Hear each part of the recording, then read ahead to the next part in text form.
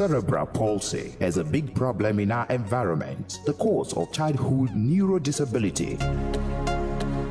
Join Dr. Peace Amaregulam on Life Beyond Limits and health awareness program centered on cerebral palsy. Exclusive only on Flow 94.9 FM, 7:30 a.m. on Saturdays.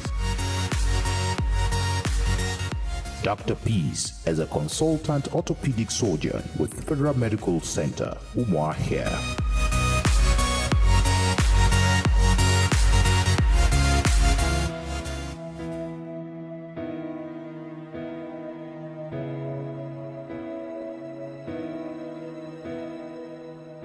Hello, listener. I hope you've had an interesting week.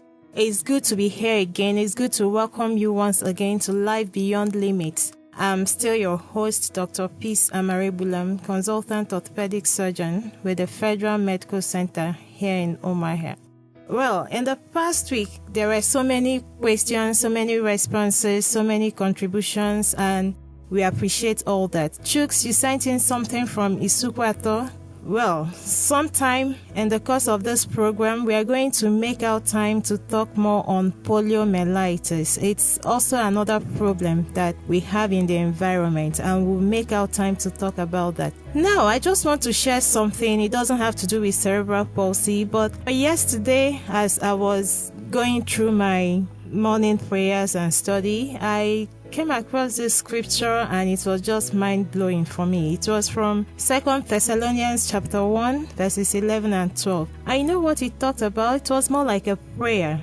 And the prayer was wonderful. It talked about how God would help us, how He would enable us accomplish all that our faith prompts us to do. And that made me think about all the things that we desire to do about cerebral palsy. And you know, the faith is not just for those who are strong. It's not just for those whose muscles are functional. That faith can be for everybody, not minding what your limitations are. And the second part of it says God will be honored. You know, when you're able to accomplish all the things that your faith prompts you to do, God will be honored in the way you live your life, and you too will be honored. Isn't that amazing? That I had to stop and share the prayers with some of my friends before I continued the study. So I'm sharing that prayer with you listening to me at this time. God will help you to accomplish everything good that your faith prompts you to do, to the glory of His name. Now, talking on that, there's this young lady that I met sometime. Met her through another friend. She is Uche Madehwe. Uche grew up with cerebral palsy. Uche has these limitations in the way she talks, the way she moves and everything. But you know, that hasn't stopped her. Uche is still waxing very strong. She's able to do a lot of things. And sometime Uche will come around. We are going to host a stakeholders forum on this issue, cerebral palsy, and Uche will be around. She would want to interact with parents with children that have cerebral palsy. And in her own words, she wants the parents to be there for their children. That's really amazing. It shows the extent, the value of the work we have to do for our children, to just let them have this can-do attitude despite what cerebral palsy is doing to their muscles. That's not the end of life, like we've always said.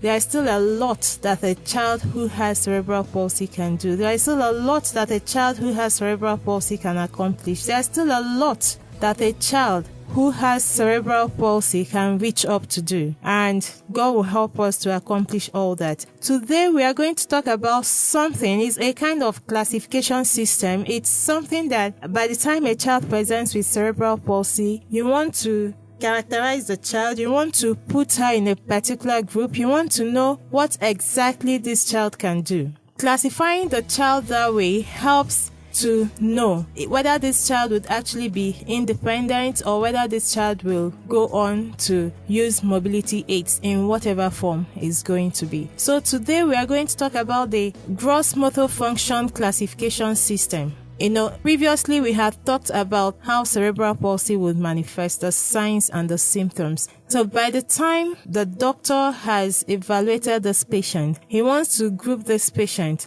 and know what group this child falls into, because that's going to have a bearing on the kind of aids the child would have and exactly what the physical therapist will be doing for this child. So we are going to spend our time doing that today. So what is this gross motor function classification system? What is it all about? It's a 5-level clinical classification system that describes the gross motor function. Do you remember we talked about gross motor function? Like all the things that, the group of muscles will come together to do. Like jumping, sitting, walking, rolling over, crawling, and all that. They are all activities that come under the gross motor function. Okay, so this gross motor function classification system is just a way that you group all these functions of people with cerebral palsy on the basis of what activities they are able to initiate, on the basis of what activities they are able to carry out, on the basis of what activities they are able to, carry out on their own. They may need assistance, but the ones that they are able to start on their own, that gives an idea on how mobile this child would possibly be in his lifetime. And it also helps to determine what kind of aids this child would probably need to use. Crutches, walking sticks, wheelchairs, the kind of wheelchairs and all that. That's why it's important. And now, trying to distinguish between the levels, it is based on functional abilities. It's based on what the child is able to do, like I said before. It's based on what the child is able to accomplish, and to some extent too, it also classifies the quality, like the actual quality of the movement that this child is able to do. Now, the usefulness of the gross motor function classification system is that it helps describe a child's current motor function. From the time the child is 2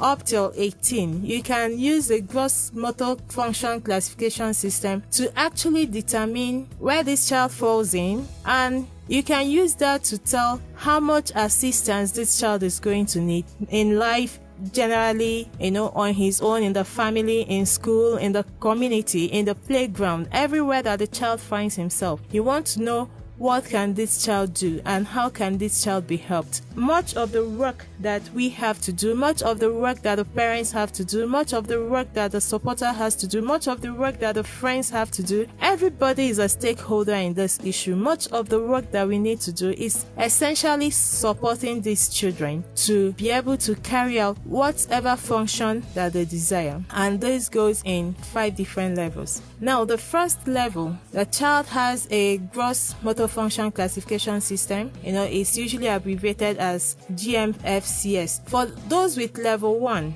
the child is almost independent. He can walk at home, he can walk at school, he can walk outdoors, he can walk in the community, he can climb stairs without using the railing. If you are looking at this child, he is almost like a child who is almost independent, like he can do a lot of things on his own. Remember, it's just the gross motor function we are classifying here, not the other associated symptoms. The child can have other associated symptoms, like the speech could be affected and all that. And right now, we are not talking about the type of cerebral palsy that the child has. We are just talking about the gross motor function and how it is grouped. Maybe I should just spend a few minutes to talk about the gross motor function again to remind us. I appreciate that some of us are not exactly health workers. We might not remember what we talked about it the last time. Now, the last time I had said that the gross motor function is the ability to make large coordinating movements using multiple limbs and muscle groups, like different muscle groups in the body or part of the limbs coming together to carry out a particular function that the child wants to do. And I said that those motor functions may be rolling, sitting up, crawling, standing, walking, balancing, running, jumping, all those things that a group of muscles actually come together to effect. They are the activities that you group under the gross motor function. We talked about that as when we were trying to group the symptoms and the signs of this condition called cerebral palsy. And we said that the gross motor function, all the activities that come under it, may be impaired, like the way the child rolls.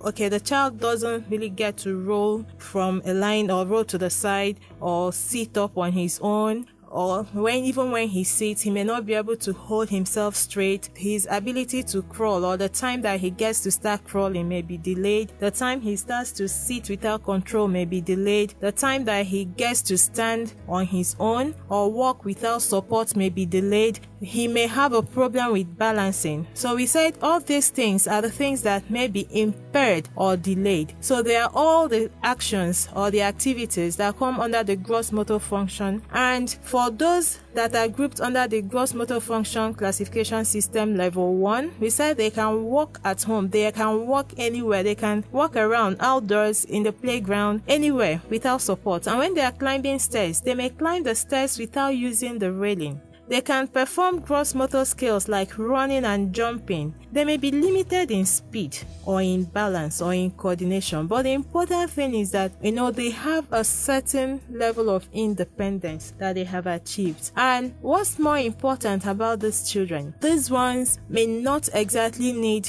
any mobility aids.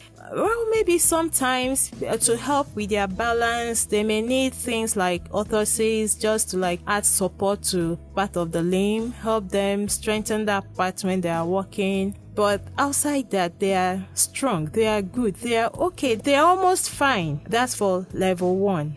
Before we go on, we'll just take a little break and listen to this music that I like so much.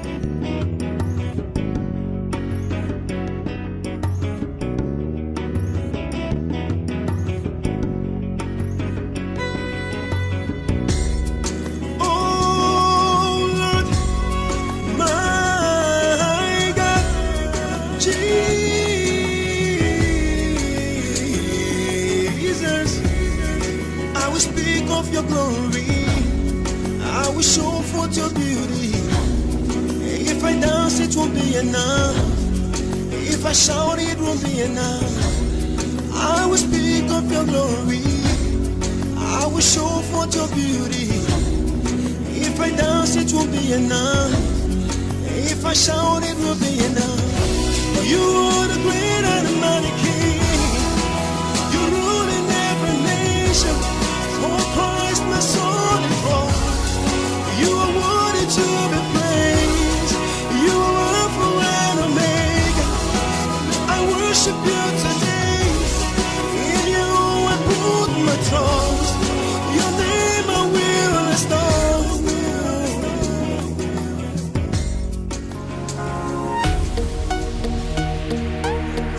Cerebral palsy is a big problem in our environment, the cause of childhood neurodisability.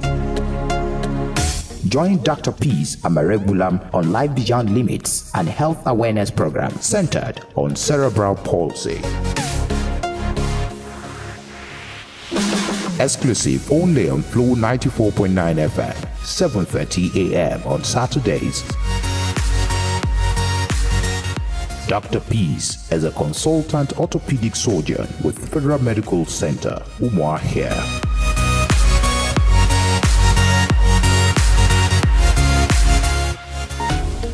You're listening to Life Beyond Limits with Dr. Peace, sensitizing you on childhood neurodisability, known as cerebral palsy. For your question, contribution, and comment, send a message to 0818 079 7949.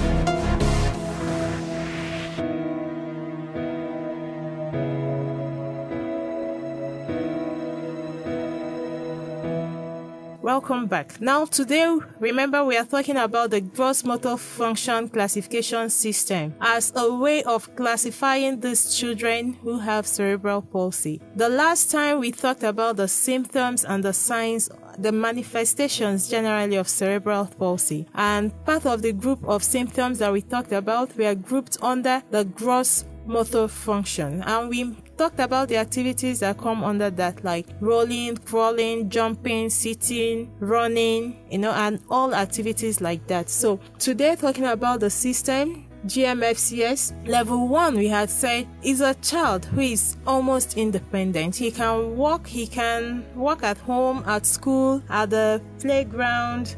He can climb stairs without holding the railings. He can perform gross motor skills generally, like running and jumping. He's only limited in speed, so he may not be as fast as his peers. He may not be as fast as the other children who do not have cerebral palsy. He may have a little problem with balance. He may also have a problem with coordination, but beyond that, this child is almost independent. He may not need mobility aids. He may just need things like orthoses to strengthen his muscles. That's for those with level 1. Now for level 2 children. What about level 2 children? Level 2 children would work in most settings, like at home, at school, in the playground, outside, but they have a problem when the terrain is uneven. They have a problem when they have to, mingle in crowds. They find it difficult to actually walk around when the environment is crowded, when the community is crowded. They may have difficulties there. They will experience difficulties when they have to walk long distances, so they may not cope with walking long distances on their own. They'll have a problem with balancing when the terrain is uneven. So this child is able to ambulate most times, but when it's difficult, when the condition is difficult, when the condition is not so smooth, when things are not working so well, then it becomes a bit of a problem for them. They may not be able to carry on. Now, these children may need mobility aids. When they need the mobility aids, most times they can, carry on. For those times when they have difficulties, they may need to use crutches or walking aids or just something to help them.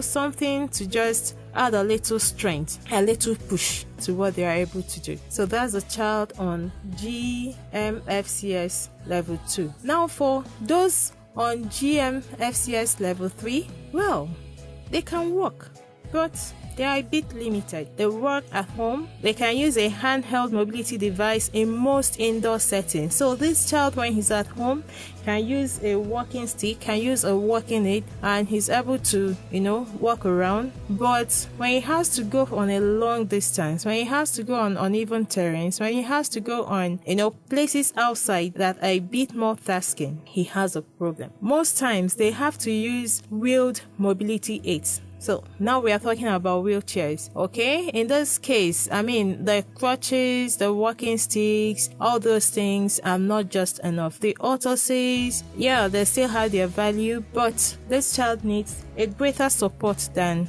just using a handheld mobility device, than just giving him physical assistance. Like for those in level 2, sometimes, you can also give them physical assistance, like hold them, and they are able to carry on when they would have been tired, when, they wouldn't be able to carry on. Okay, so that also helps the parent. When the parent has an idea, or the siblings, or the caregivers, or whoever it is, when this person has an idea of what level this child falls in, and what function needs to be supported, how you can support this child, it helps. Okay, so you know exactly how to help this child to blend a bit with the society, blend with the community, blend a bit with his peers, and be able to do a little more than he would have been able to do. Okay, now for the child with level 4, what happens? For children with level 4 gross motor function, it's getting a little more difficult. Okay, now for these ones, they use mobility that requires physical assistance or powered mobility in most settings. Okay, so unlike the level 1 who is able to carry out without much support, he's limited, but he's okay, he's fine. Level 2, when it's an uneven terrain, when it's a long distance, it gets a bit difficult for him, but otherwise he's also fine. He's good. He can carry on his own. Remember level 3, in most settings, even indoors, he needs a handheld mobility device. He needs his walking stick to help him get around, and at least he gets around. But for level 4, he needs more than that. There's a child that can walk only short distances at home with physical assistance. He needs so much support. Or